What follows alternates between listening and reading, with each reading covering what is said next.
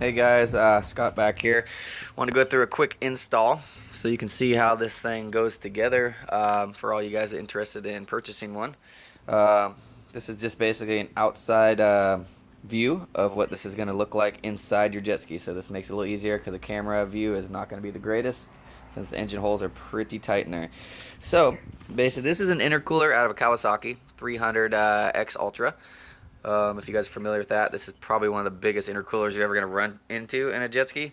$3,000 if it breaks. So this is what you're protecting from happening. So we're going to go down here to your valve setup here. I'm going to kind of go through exactly the same thing I did last time on how this works, but now you're going to see it on an intercooler. So this is going to be your water pressure coming off your pump into the line here, and it's going to circulate past your valve and into your intercooler. It's going to come in, circulate through your intercooler, and then come out the dump out the back there. And once it's cooled off your intercooler, it's going to be hot water coming out of there and exposed out back into the lake or ocean, whatever you may be in. So anyways, we're going to come back over here to the front section here where all the magic happens. This valve, like I said, you're going to have water pressure coming in here. Once this intercooler has maxed out at 15 pounds, which I told you I have this valve set up, that's when this excess pressure is going to pop open the valve here, and it's going to come out, which this is going to be connected outside your jet ski.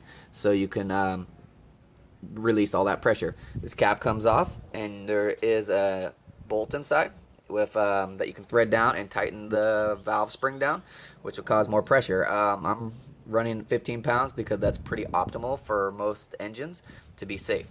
So this is kind of just a quick diagram of how it works. I'm going to show you one installed on the jet ski so you can see what this looks like.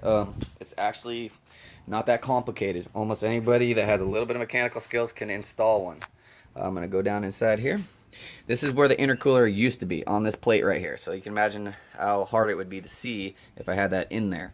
So you're going to find your intercooler hose. Basically, you just find the one that connects to your intercooler first.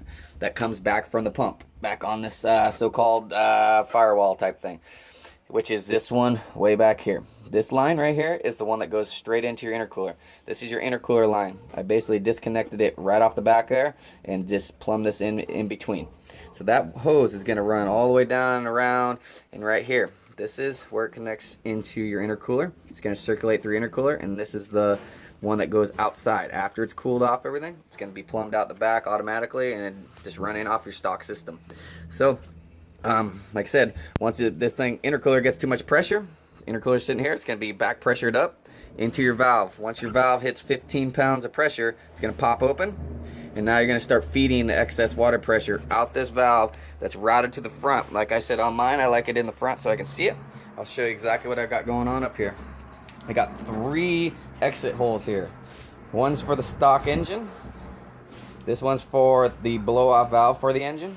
And this one's for the blow-off valve for the intercooler. So you can keep an eye on all 3. This was the stock unit that was on there. I just thought it would look gaudy if I had one odd one in there. So I just matched it up and put 3 in there instead. You can order this any direction you want. It doesn't matter which hose goes where. But it's basically pretty simple. I'll show you inside. Just real quick. You can see how the water lines are plumbed in. It's just simple clamps. Nothing too complicated. And that's where your water comes out at. So this is going to protect it. Anything that, like I said, overpressures your system in there. These engines and intercoolers are very expensive. The cost of one of these kits is definitely nowhere near what you're going to pay for an intercooler if it does blow up. So anyways, if you have any questions, this is basically just a rundown on how it goes in. Took me about a couple hours to do it, and you guys can have your system in. I'm going to hook up another one.